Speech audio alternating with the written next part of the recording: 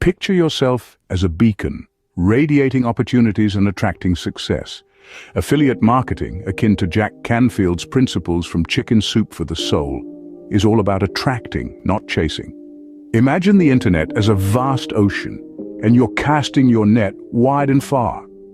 Your net, that's your content. Quality, consistency, and authenticity are your bait.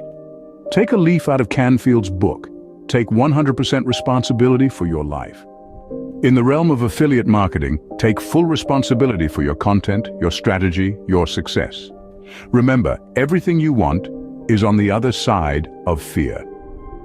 Don't be afraid to experiment, to explore new affiliate avenues. And finally, believe it's possible. Visualize your success, believe in it, and the universe will conspire to make it happen. Be the beacon, cast your net, take responsibility, cross fear, and believe. That's your recipe for affiliate marketing success, inspired by Chicken Soup for the Soul. Catch you in the next loop.